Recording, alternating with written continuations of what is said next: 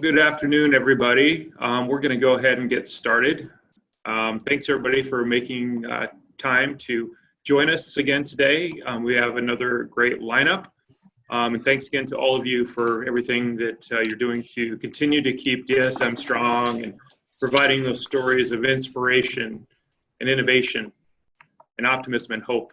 So many great things that continue to happen in our community, and it seems like there's more and more every day. You can feel the momentum picking up. So again, thank you to all of you for what you're doing.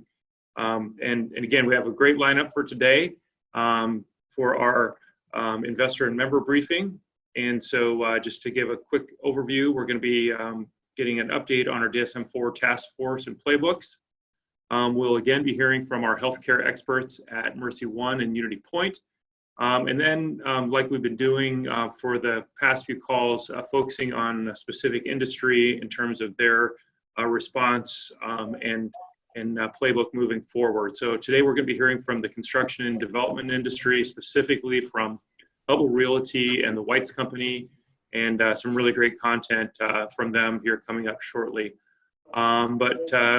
Before we sort of get into all that, just have a couple quick announcements. Our small business recovery grant, we're continuing to get really great response from that.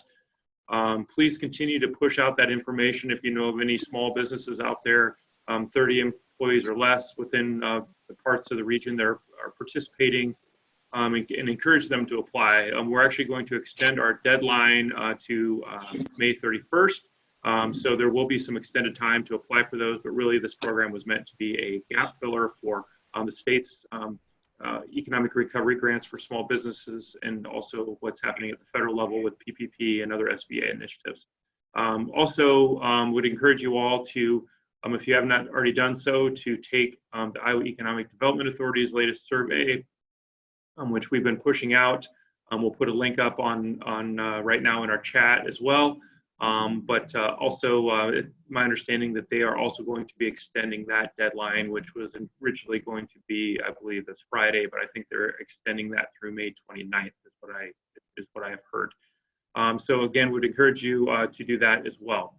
So thanks again for all that you're doing to move DSM forward, and we're going to have a quick update now on our short-term strategic plan metrics from Tiffany Tauschek, our strategic our Chief Strategy Officer. Tiffany. Thanks, Jay. So as you know, the partnership really continues to stay focused on keeping businesses and keeping people working and keeping our community healthy. Last week on this call, we talked about and rolled out the new DSM Tutor Connection. This is a program that helps match college students pursuing degrees in education with families that need tutors during this time. And I'm personally very excited about this program to help my kiddos, and I'm sure others on this call are as well. So we launched that program in partnership with Drake University, and are having other area colleges and universities also join in as demand increases. So wanted to share with you that just since that launch last week, we've had more than 1,500 people interact and view the program pages on our website, and we now have 54 tutors signed up to participate. So certainly a lot of interest and engagement on that, and if you would like more information, we'll be sure to drop the link to the DSM Tutor Connection into the chat function here shortly. We also continue to promote the DSM Strong hashtag, which now has more than 41 million impressions. So please help us continue to promote that DSM Strong message. Appreciate all of you who have been doing so. We're also continuing to promote the DSM Local Challenge. That initiative and hashtag, which we launched in partnership with Catch Des Moines, really designed to encourage and support local businesses. So that hashtag now has more than 37 million impressions, and we encourage you to use that hashtag as you are buying local, and also ask you to challenge your friends and your networks and family to do the same. We are working with Catch Des Moines on some other promotional ideas around DSM Local Challenge, so stay tuned. We'll share those with you very soon. We wrapped up last week a couple of virtual events series that included the virtual Downtown Farmers Market presented by Unity Point. That was the virtual market meetup. We continue to connect and support vendors and musicians virtually. Our farmers market website has more information specifically on those vendors, and we'll have more information about Farmers Market that we'll be sharing in an upcoming investor and member briefing call, so be sure to tune in. Also, we did wrap up the In for Lunch series, which helps support local musicians as well. So to date, we've hosted more than 40 different virtual events, and we are launching an event series around the DSM Forward efforts called Ask the Experts. And the goal of those webinars, it's really designed to help leaders in each industry connect, share, exchange information about resources related to moving forward with this reopening, reintegration phase of where we're at. And the storytelling efforts also continue, and we have now published 135 blogs. We have more than 40 podcasts that have been published or are currently in production. And then we have featured more than 70 investors in our channels, external comms channels, since the COVID-19 pandemic began and impacted our community. So we can encourage you to continue to share with us your news, your stories, and updates so that we can highlight you. So also just real quick, want to bring your attention to 2 videos that we produced. We'll drop links into the chat function as well to each of these. But last week we had published a video that showed that even though things do appear quiet right now in some aspects of our community, we are poised to emerge stronger than ever. So we'll have a video that we'll share about that. And then also Jay did a video and message just about the DSM Strong and DSM Forward message. So we'll get that video into the chat function as well. And again, just encourage you to take a look and share those with your networks. Jay? Thanks, Tiffany. And as Tiffany mentioned, the work of the DSM-4 Task Force continues to move forward. Just as a reminder, the task force is made up of the Greater Des Moines Partnership Board and Capital Crossroads leaders. Really our goal all along in putting together that strategy has been to be smart, safe, and collaborative, and we continue to do that, continue to rely heavily on our healthcare experts, and work very closely with our government officials at the state level and at the local level, with the governor's office and Polk County Emergency Management, and again, to make sure that we're in collaboration with all of our public and private partners. Our last meeting we had on Monday, we were joined by Lieutenant Governor Adam Gregg and Senate Majority Leader Jack Whitver. Heard about a preview about the upcoming legislative session when they're coming back here in early June. And Senator Whitver also sort of talked about how the procedures that they're putting in place to make sure that the Capitol is safe and maintaining those social distancing safety precautions. So that was very interesting as well. Lieutenant Governor talked about the efforts they're doing for food security, but also just it was a great reminder of the importance of our work when the Lieutenant Governor said that the state is looking closely at the playbooks that we're continuing to put together for the DSM Forward initiative, and they're looking at that at the state level as they're looking at their plans for the next phases. So that's really important for us to maintain that strong connection and relationship with what's happening at the state level. So really great to have Senator Whitver and Lieutenant Governor Gregg join us for that as well. And we're continuing to move forward with putting together additional playbooks and then looking at sort of that next phase of what we're going to be doing in terms of the work of the DSM-4 task force as we continue into the recovery phase and really looking at continue to build that momentum for getting our economy moving forward full steam ahead again. So with that, I'm going to turn it back over to Tiffany for some additional updates on the playbooks. Thanks, Jay. So with the help of the task force, as Jay had mentioned, we've now rolled out 14 industry playbooks and 6 professional business function playbooks as part of DSM Forward. Each of the playbooks include examples of businesses and organizations that have made innovative pivots to move forward. And again, these are not prescriptive, rather designed to help inform and share information and help businesses as they make decisions to move forward. We also include on each of those different industry playbooks current impacts and future trends. So if you would like to be highlighted in any of those in your business work, please let us know. We'd be happy to highlight your organization if you have made a community partnership connection or whether you've done an innovative pivot. We, again, just want to help you with sharing that information. So since the launch of DSM Forward, which was now just about 2 weeks ago, we have had more than 5,500 unique page views to those playbooks. So there is also a lot of time being spent on those web pages, on average about 6 minutes. So people are spending a lot of time engaging with that content, and really just appreciate everyone who has reviewed those, our industry experts who have provided their feedback and recommendations as well. So we're adding information to those playbooks on a daily basis. We're also adding additional elements to the FAQ section and downloadables that folks can customize and post then signage in their offices should they wish. And finally, we're adding a list of where businesses can find PPE, cleaning supplies, and health screening tools if desired. So please keep sharing information with us. We understand, of course, this is an evolving situation, and we plan to keep updating those playbooks for as long as needed and as often as needed. Jay? Thank you, Tiffany. Now we're going to move into our update from our healthcare systems. And as I've mentioned every time throughout these calls, have been that we've leaned very heavily on our healthcare experts and our partners in terms of providing that guidance moving forward, and really making sure that we're making decisions that are informed by best practices.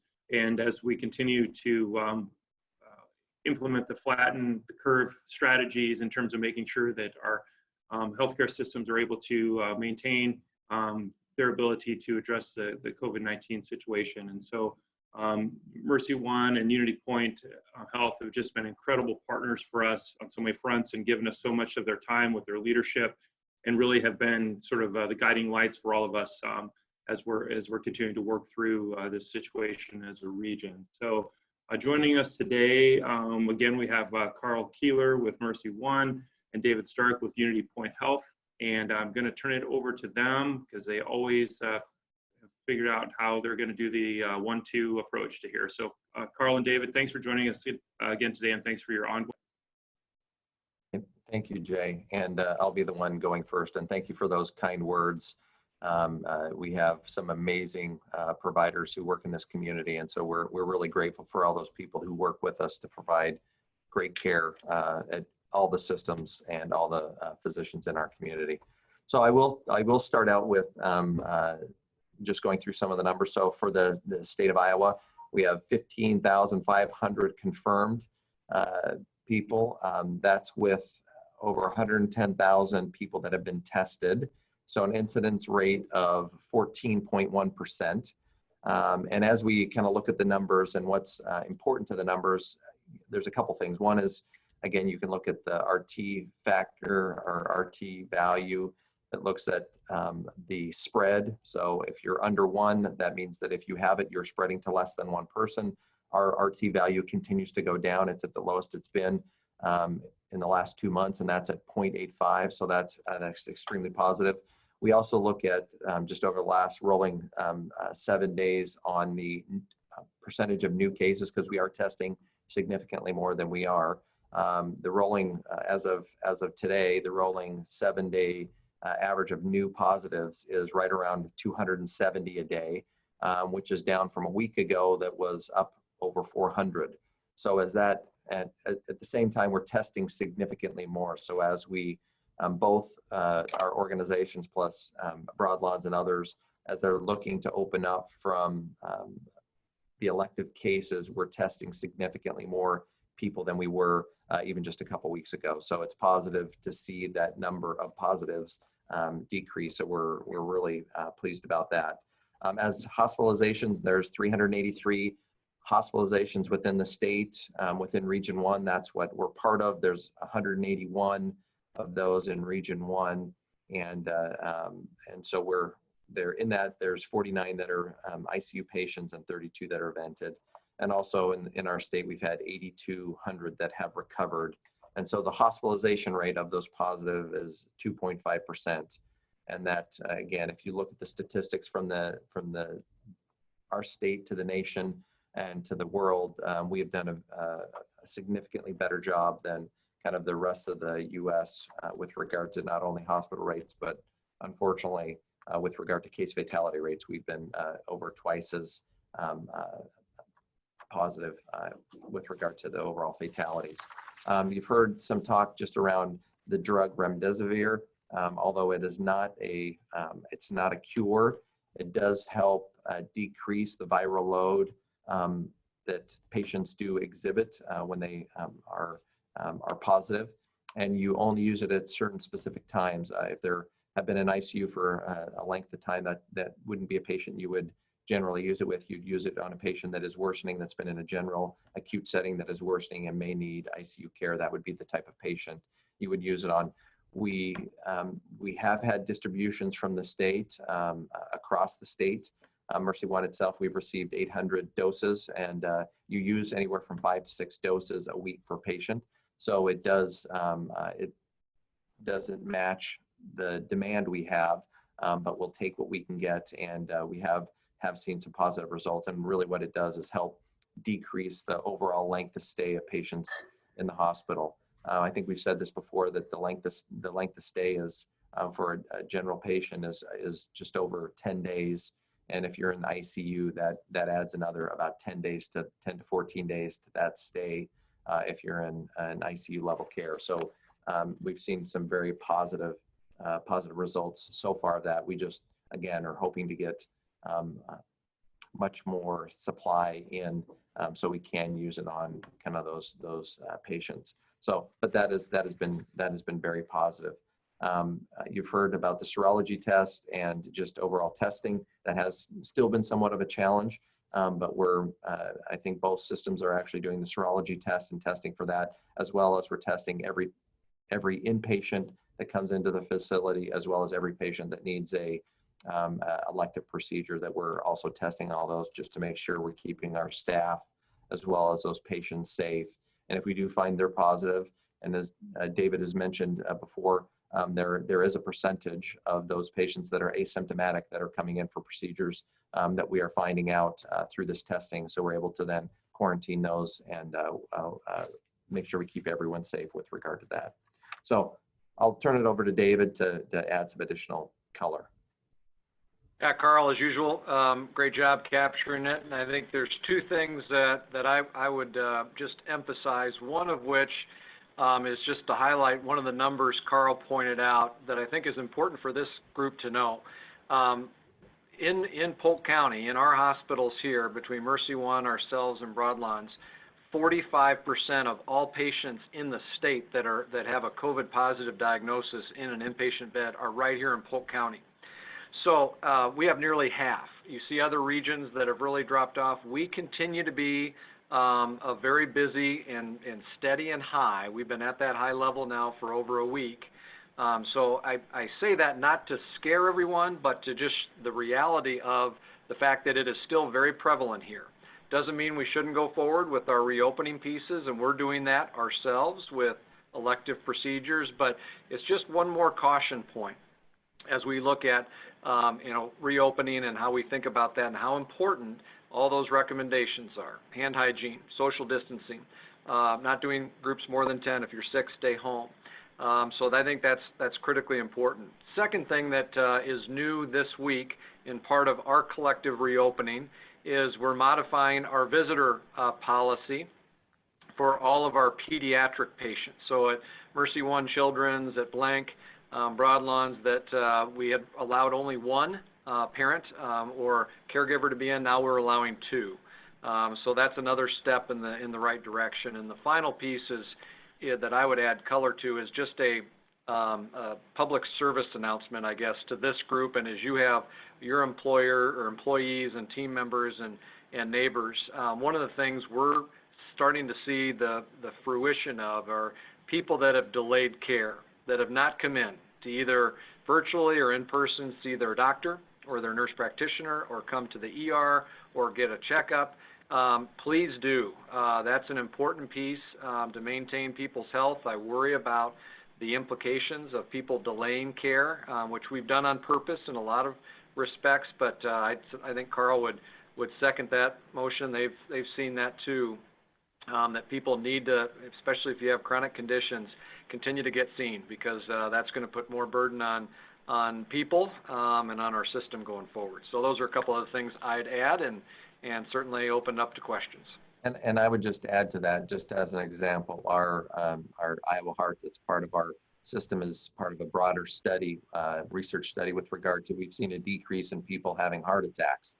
And so, you know, why are we seeing a decrease in people having heart attacks? Well, what we are seeing now, as those patients coming in that are actually sicker than they would, because some of the signs and symptoms that they have with regard to angina and others, they're not coming in and being seen. So we're seeing, when they do come in, they have more challenges because they have put off some of those signs and symptoms that are critical to make sure you're following up with your healthcare provider. So we are asking people to make sure if you're still having those signs and symptoms, make sure you're following up, whether it's a stroke, whether it's a heart attack, any of those other things, because we want, there is a great ability to recover if you get those early. So the longer you wait, the worse outcome you have. So please make sure you do that.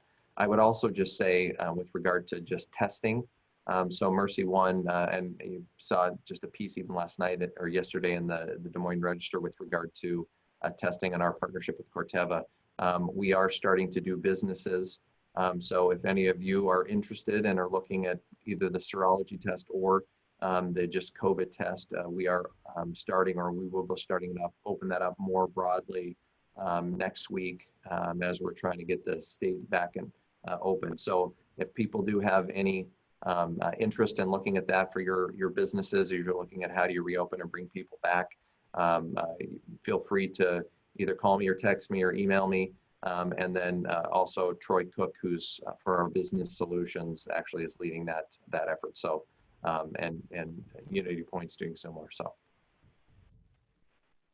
Karl and David, thank you. David, you've sort of already touched on this first kind of two questions, but feel free to sort of expand on that, and Karl as well too. But so the questions are, Wall Street Journal today said that New York City is starting a pilot with 16 hospitals to allow visitors. Will our hospitals soon allow visitors? And then a sort of related question, when do you expect family members to be able to be with critically ill patients, such as those patients who have cancer? Yeah, it's a good question, and we started, I alluded to that a little bit with our pediatric population. We do not have a plan yet or a date of where we would open it up, kind of our visitor policy, as we've done, and we've coordinated that across the whole county. So working closely with our partners at MercyOne, Broadlawns, Polk County, and kind of the recommendations given where our level is in Polk County of the disease. I think we're at least a few weeks away from doing that. We're still doing monitoring at the entrances, and we'll continue to do that for the foreseeable future. But in terms of folks being able to come in, I think we're a little ways away from that. I don't know, Karl, if you'd answer that differently. No, and I've just as an example, I was talking yesterday to a colleague I have that's over a same size hospital in Oklahoma City. They have their two main hospitals that are both around the same size as Methodist and Mercy. They have a total of 17 patients. So they have kind of gone through their peak, and now they're on the downturn, where Unity Point and us have, again, as you saw, 48% of all the cases within the state, and we're at 70 patients, and Unity Point's at 63, 64. So I think we're later on that curve, just because we saw the disease, as we talked about, our surge and everything was later overall than some of the other parts of the country. So we will have a delay. We were a month behind New York. So as they start to open up now and doing some pilots, we will, we're lagging some of those other states. Thank you for that info. Very, very helpful. Next question, Karl, you sort of touched on this one in your remarks. Question is, are we using plasma transfusions as a treatment, and are the serological tests available to any patient? So the answer is yes and yes. We are.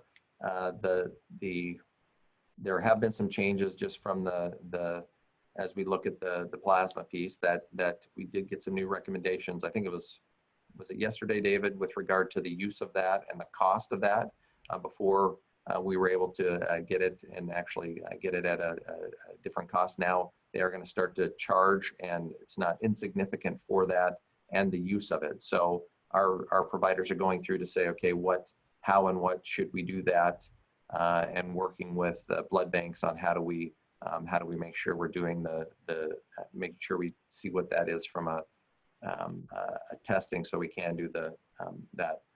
From a serology perspective, I think both Unity Point and us are doing serology testing, and are working through that. And I think the governor spoke about some of that yesterday. And so we are both doing that and can do that. Now, I think as David has cautioned beforehand, if you see that you do have the antibodies and you have had COVID before, that is no guarantee that you will not get it again. We've seen in China and other countries that people that have had it before did get it again. So that's no guarantee. And it's not, and the serology test isn't, it's a latent number. So you would need, if you felt like you had the signs and symptoms, you should do the actual COVID test, because the serology and the antibodies come later after you've recovered, not during where you have such a high viral load. So kind of two different pieces to that. How do you want to add? Exactly right. And the serology test, the positive on that really does help with the first topic. It really would identify potential donors for plasma, and that would be very, very helpful for that. And it's been a good therapeutic that we've seen, and I know Karl has as well. Very informative. I always learn a ton on these calls here. Next question is, should the testing levels be viewed as a decreased prevalence, or is it possible a number of COVID-19 positive cases are still being denied testing?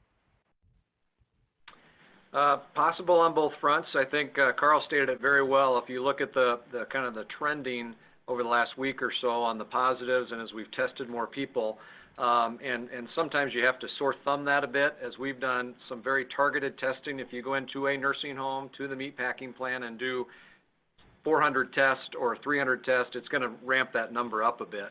I've referenced this, and Karl alluded to this before, as we've started the last 2.5 weeks doing all inpatients, whether you're asymptomatic or not. We've seen about a 3.5% positive rate.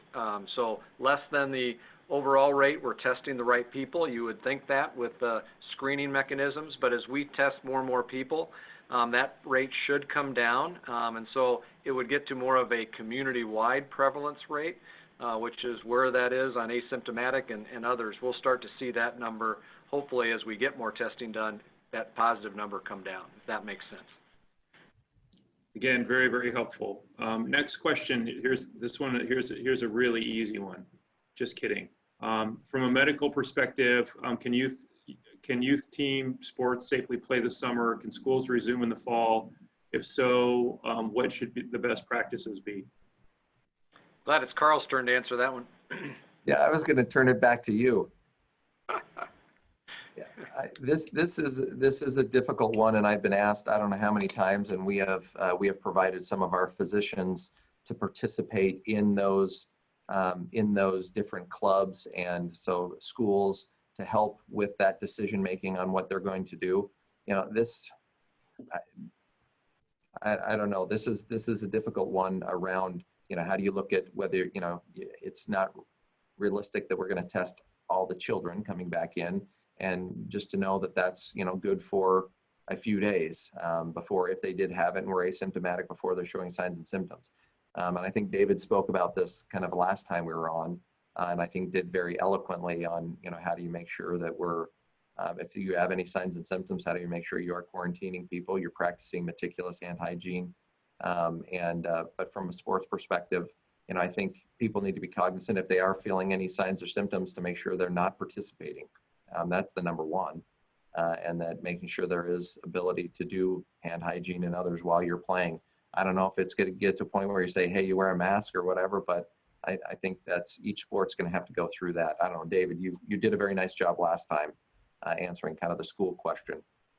Yeah, I don't know what else to necessarily add. Those are the right things. I think if sports does come back, I think it has to look a lot different. And that's probably stating the obvious in terms of really not having spectators, or you stay in your cars in a baseball game, that sort of thing. We know now, different than we knew 9 weeks ago, that in terms of surfaces, whether that's the ball, whether that's a glove, whether that's a railing, it doesn't stay as long on the surfaces, and it's really through droplets. As we speak, talk, cough, sneeze, whatnot, that's where you really have to watch that. And so from that standpoint, I think just the prudent spacing and everything else, you probably can do it, but it has to look a lot different. And so that's a piece of it. On the school side, I think the same thing. I don't think the days of cafeteria, everybody in there this fall, is really practical. I think that's whether that's in your room, whether you have fewer teachers or fewer students in the room, you rotate the teachers around. I just was watching a piece last night about Purdue University. They actually are placing the plexiglass pieces at the podium for the professors. That's who they're worried about, not the students. And so where you're teaching, you'll be behind the plexiglass and presenting to the class that looks different. And half the kids on Tuesday will be in class, and half of them will be online, and Thursday be the other way around. I think there's some creative ways to do it, but the hand hygiene, the monitoring, I think those have to be part of it. All those things we've got in the playbooks that Jay, Tiffany, and the whole team's put together. I think following those are some of the best remedies. Okay, I'm going to build off this question real quick, and I'm not sure we're going to be able to get to all the healthcare questions today. A lot of questions today, but the next one is from President Kent Henning from Grandview University. Many of our clients, students, and parents are asking about testing. Is clear they've been influenced by discussions of testing in the media, and now have an expectation that testing is the only way we can assure a safe opening in the fall, but I'm not sure that's realistic. How would you advise us to respond to these questions? Well, the testing piece, in the truest sense, yes. If you can test everyone, that would be without a vaccine. Without that, that's the kind of the penultimate goal.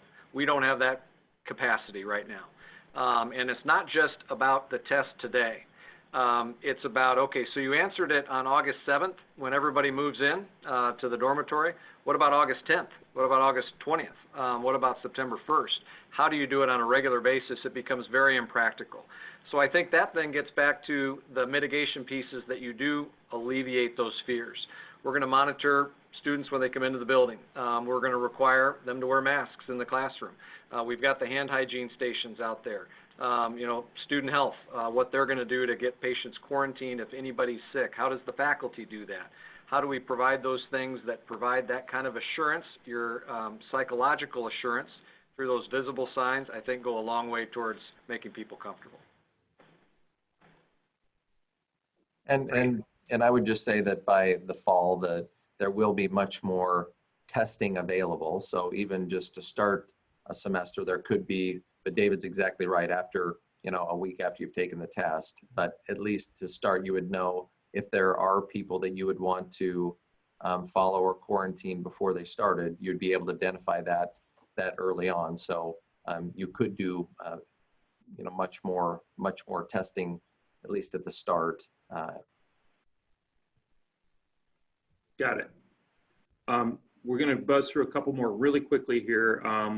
So as we start to open business offices, how confident are you that we can handle the increase in incidence rates, and what signs should give us confidence or not? Well, I would say just as we talked about just the overall incidence, if we continue to see that number drop, that's really where how many positives that we're seeing, that is where we're seeing we would be much more confident in where we are moving. If we start to see that increase, that's where, again, we start to get concerned. And there, in all the modeling, you see that there is going to be a second wave. So when that is, or when do we get to that, I don't know. But, if you look at incident rate in healthcare providers that are following meticulously hand hygiene, wearing masks, and other things, the incidence is extremely low. So when you go to Hy-Vee and see 75% of the people not wearing masks, and I shouldn't have said Hy-Vee, sorry Hy-Vee, or you're just out in the community and where you are running into people and people aren't using those same precautions, that's where there is community spread.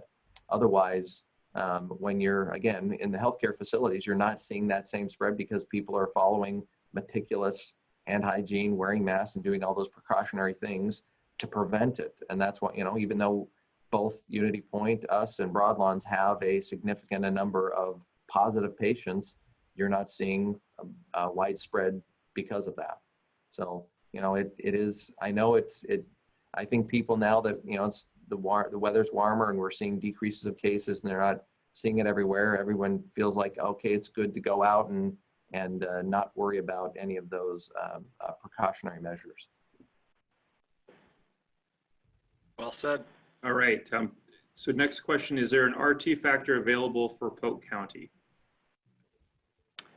Yeah, the website out there, Karl, you've got that probably off the top of your head where you can find it specifically. Yeah, so it's called RT Live, rt.live, and that's where you can see where it is for the state.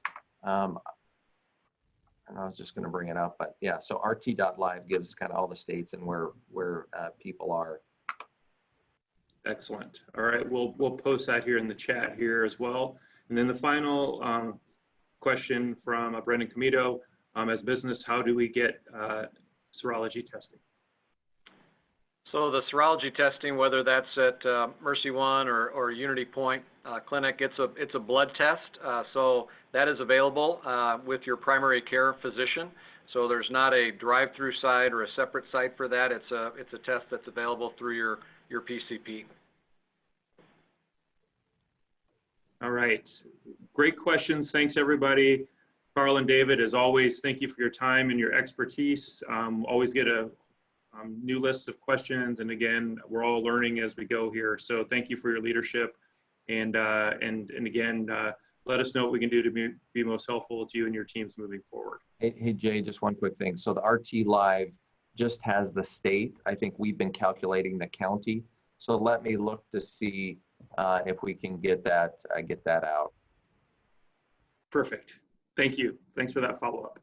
Okay, moving forward, we are going to have, looking forward to an update from our construction and development industry. And joining us today, we have Rick Tollakson with Hubbell Realty and Andy Bates with the Weitz Company. And I'm going to ask Rick to go first. And I see Rick here. And Rick, thank you for joining us and thank you for your ongoing leadership. Well, I'll try to make this quick and kind of try to answer a lot of the questions that people ask me all the time and our different factors of our business. Starting with brokerage, what's going on out there? Investment sales continue. There's a lot of interest in that from the investment community. Not as much money out there as there was before. Some people are on pause, but there's still plenty of interest there. Leasing activity had dropped off tremendously as people were trying to wait to see what's going on. That is beginning to pick up this month as businesses are coming back and realizing that hopefully there's a little bit of business as usual. But I also get asked a lot of questions about rental delinquency, and it's comparable to where it was last year. I think the PP loans had a huge amount to do with that. We do get asked by a few tenants, a number of them that have asked for some rental help. We've been giving that to them. As we've negotiated with some of our lenders and how to make that happen. But again, our rental delinquency in commercial is comparable to where it was last year. Development projects are all moving forward at a pretty brisk pace. We've seen very minimal amount of subcontractor labor issues. There's been a few teams that got hit by COVID that hurt them a little bit. I think one of our concrete subcontractors, but overall we haven't seen an issue, and suppliers have pretty much been able to deliver. There's been a few issues where companies have shut down their businesses for a month or so, depending what state they're in. They're all opening up, and so we haven't seen a lot of issues. On our construction projects, I heard Mike Towsley talk about all the things they're doing. We're not doing anywhere near that amount of testing. Our subcontractor base is quite a bit different than theirs, and our projects are quite a bit different. So social distancing is probably the main thing. There are not people working in mass and that kind of stuff to any extent. There's a lot of hand stations, increased amount of cleaning of kibos, but that's pretty much it. And we've not seen any issues other than, you know, as I said, the one subcontractor issue we had, which was not on our sites. We have, as I said, a lot of projects under construction, and you know, I think from our property management side on Hell, for example, we're just finishing Gray Station, the building on the corner of MLK Park and 11th Street. It'll be, I think, June 15th. But we've already, virtual leasing is the way we do business now. We've already pre-leased 8 of those units out of 85, so roughly around 10%. It's kind of how people are doing it. It strikes me as a little odd that people are willing to just look at online at a tour through a unit and rent it and then move in without ever seeing the unit. But that's what they're doing. We've seen our occupancy levels maintain pretty strong, about 92%. Delinquency rates in our apartments, which we actually expected to go up, are fairly comparable to last year as well, which is surprising. Again, I think the stimulus checks probably have something to do with that, and the extra money and the unemployment compensation probably has something to do with that as well. Home building has probably got hurt the hardest. A lot of people had slowed down. They're looking for new homes, you know, fearful about putting their own home on the market. That really hit us for the last 2 months, but this month has been quite a bit of a rebound. Interest rates are probably the influencer there. A lot of people, national economists, believe that they're going to see interest rates maybe even get down to 2.5% if they look at normal spreads over the 10-year T-bill. And so we think that as we come out of this, that demand for housing is going to increase quite a bit, and we're preparing for that. But in the meantime, there's not as many building permits, and there's not as many homes under construction as we kind of, you know, hunker down a little bit and wait for the marketplace to eat up the current demand that they have. And so that also affects our lot sales. You know, our teams, maintenance and warranty, you know, they work on the outside of all the structures, but they're not going into people's apartments, not going into people's homes. That's to protect our associates, but also the homeowners and the tenants don't want people in their houses as well. So as this thing over time, I think there's going to be more and more demand. We're going to have to figure that out. I get asked about our assisted living communities. They're buttoned up tight. People are still virtual leasing in assisted living communities and moving in. We've had no COVID cases. I think they even have, you know, security out there. You can't even drive in the parking lot on those things unless you're an employee or a tenant within the building. So they're very cognizant of making sure to keep all their clients safe. Our office, we opened up 50% of our office on Monday. A lot of those people had already been coming to the office during that whole time. We're working on getting phase 2 of that office. I'll start moving in June 1st, and we're not exactly sure. I have a business continuity team that gets to work through all that and what their recommendations would be.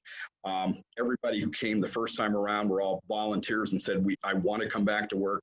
There's more people that want to come back to work than we allowed to come back to work. And here, I think they will still, when they come back, it's still work on a very flexible work schedule. So I would guess they're still going to spend a number of days at home, but there's a certain amount of, they got to come to the office and just see and be seen. That's going to happen.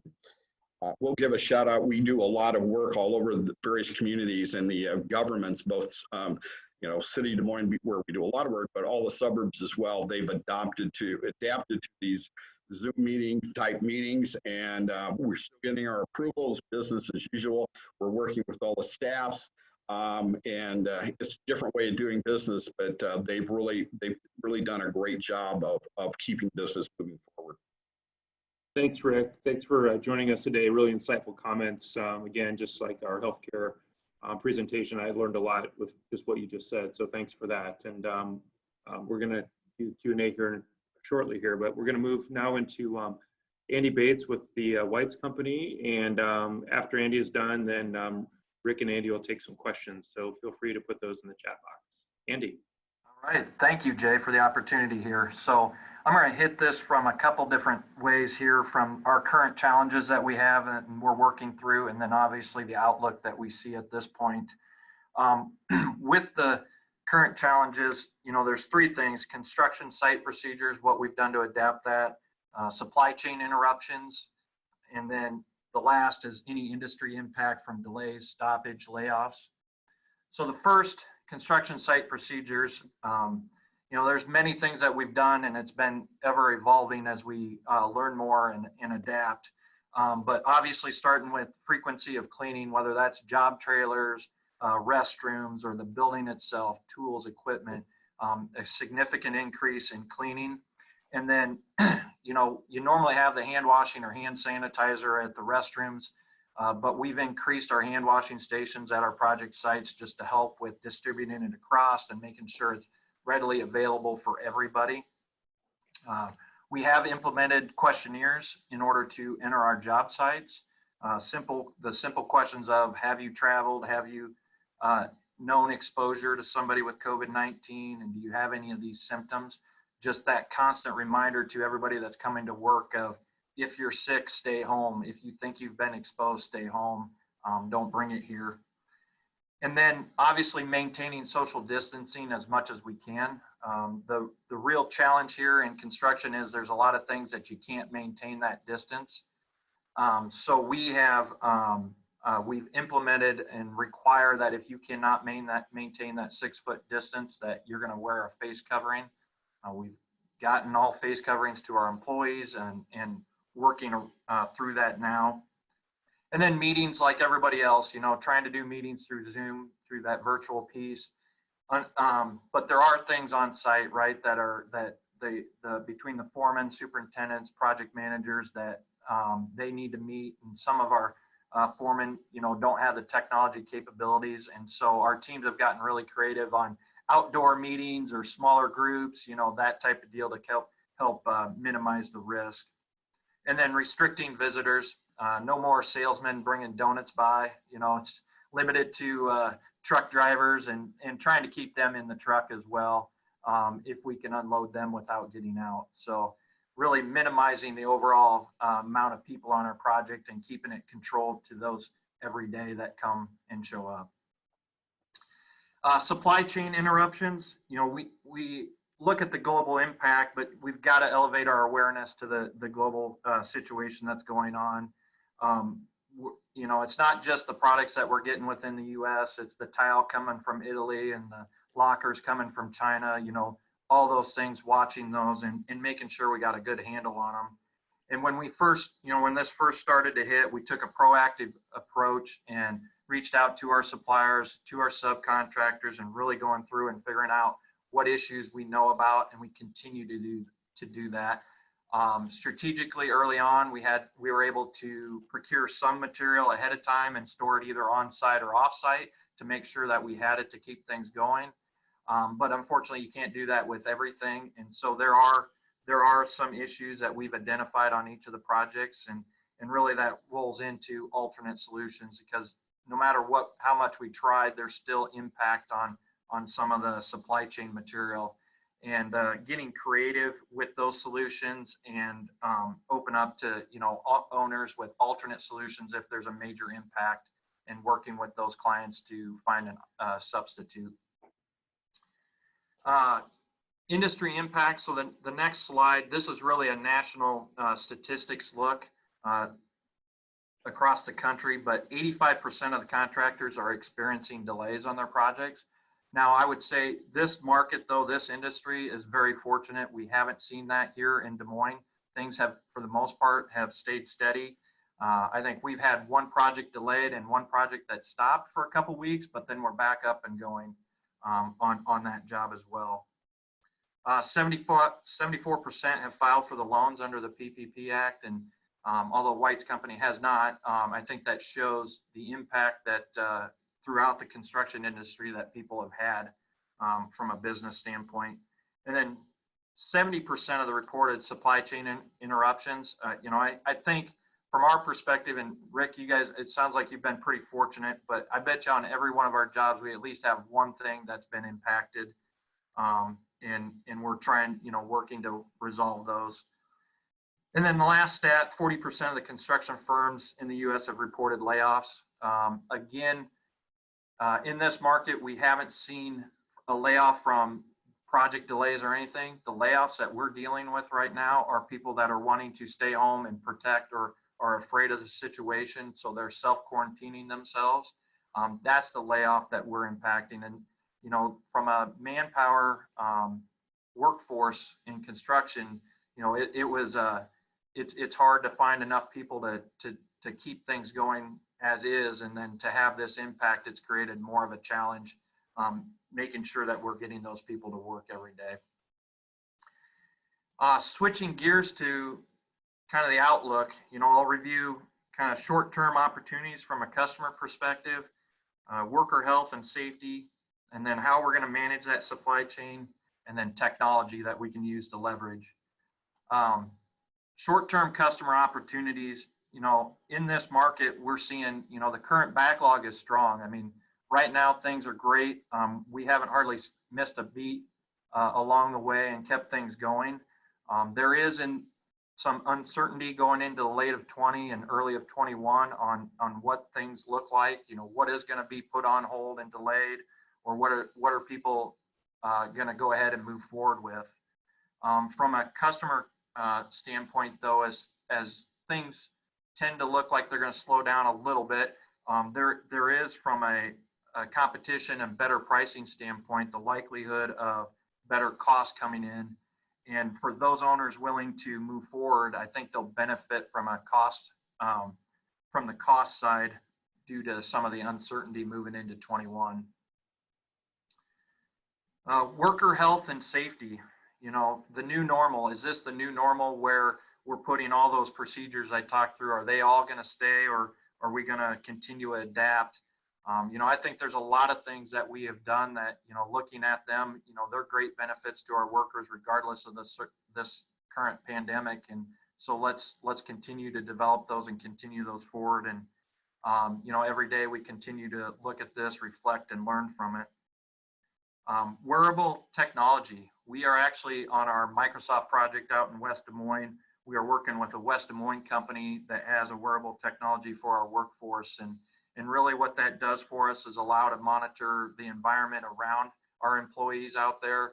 And, from a heat and cold and humidity standpoint, making sure they're not impacted, and then slip, trips, and falls, identifying if somebody's having an issue. So continuing to pilot and figure out what the right use and how that can help us.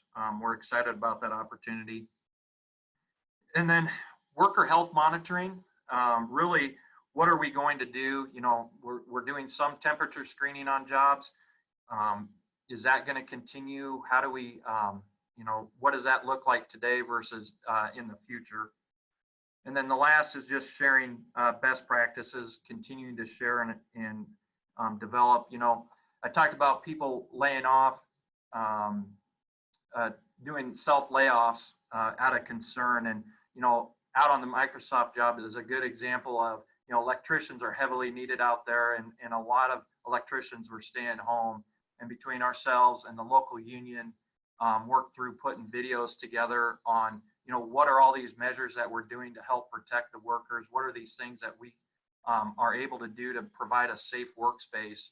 And we've seen a great return on that investment of demonstrating what we've done and sharing those best practices and getting more people to come back to work. And I think that's going to be a continued piece of communicating to our workforce on what are these things that we're doing to protect them.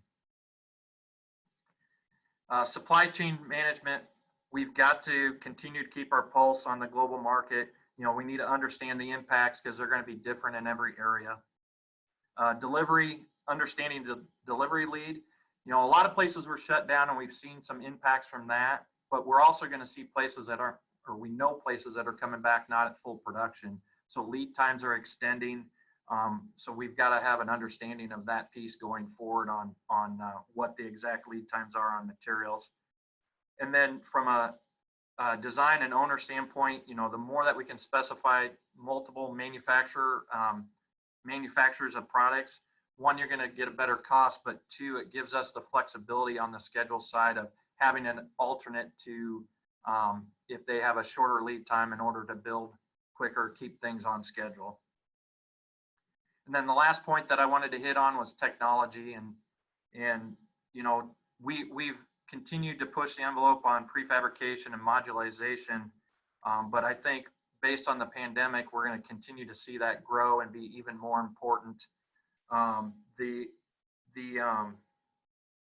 You know, from a modularization standpoint, we've done stuff on the Hilton Hotel that just opened in the last year or two.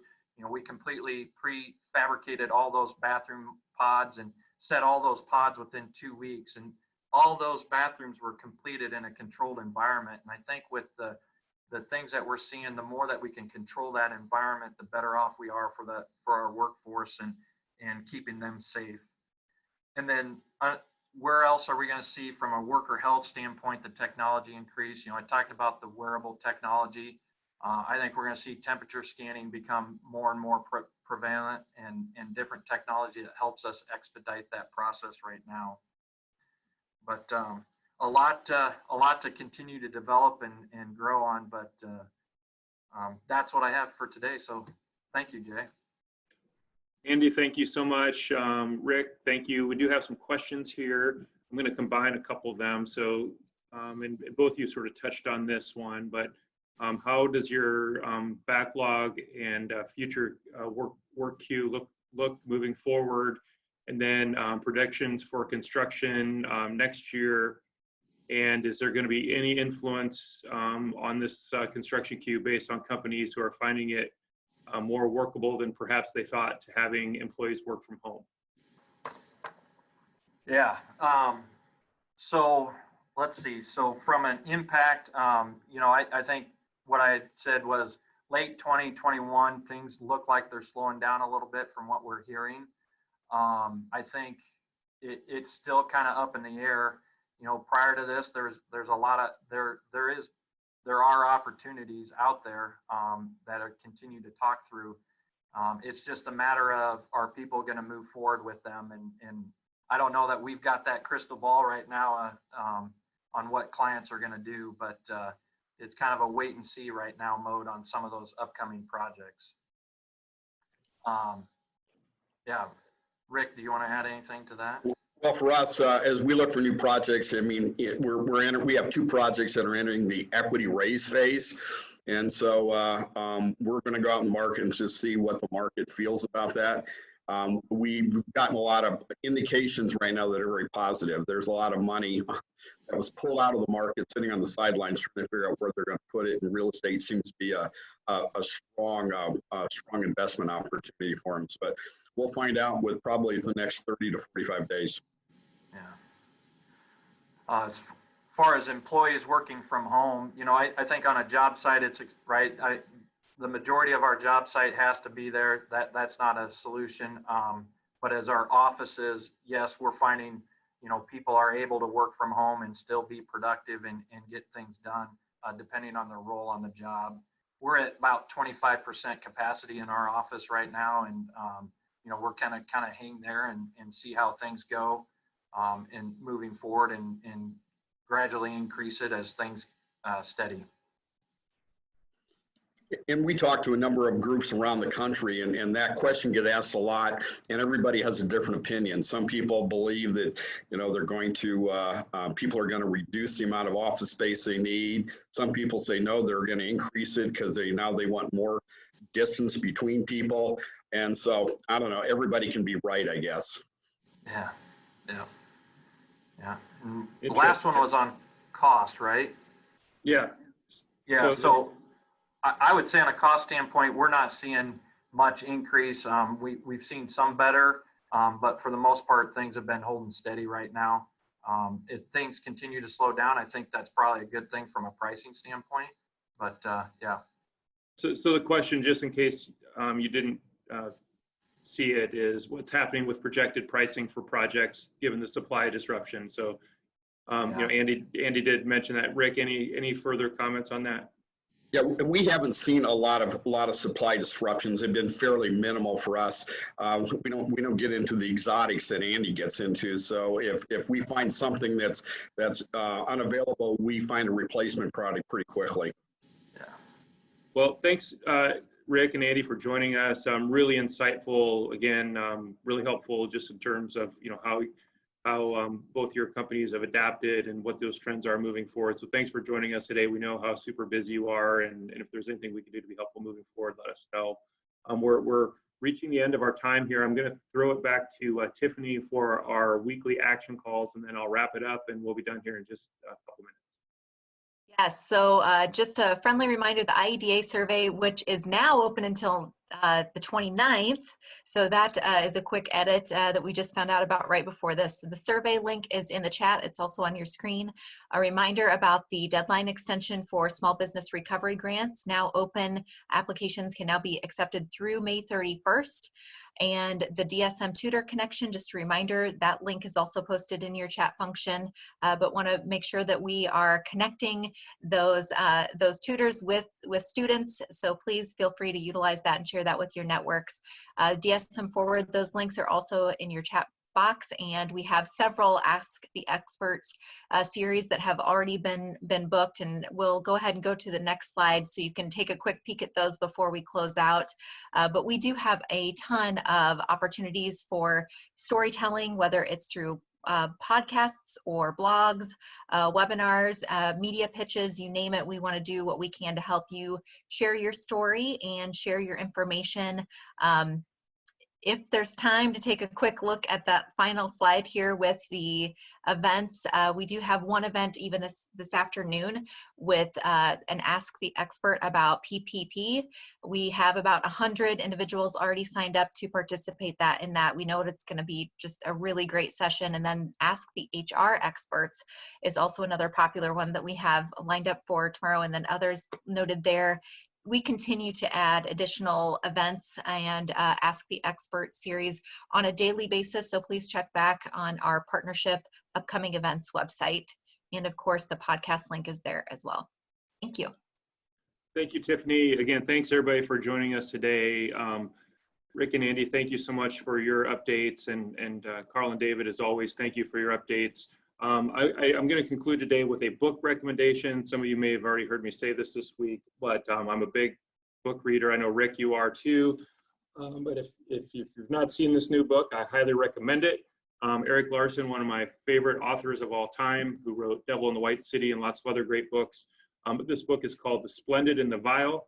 It's an inside look of when Winston Churchill became prime minister. At the same time, Hitler and the Nazis were blitzing across Europe. It's an incredible book on leadership and taking on a huge challenge against the odds and coming out on top. But I think it's just a really great reminder in terms of where we're at right now. We're not the first group of leaders to have dealt with big challenges and uncertainty.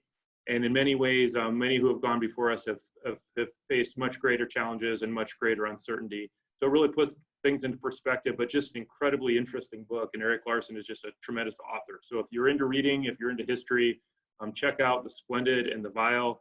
And Rick, maybe some year we can get Erik to come and present at our book festival. I have no idea what he costs, but anyway, thanks everybody for what you're doing out there and all you're doing to keep DSM strong, and we'll see you next time and have a great week. Thank you. And if we can be helpful in any way, please let us know.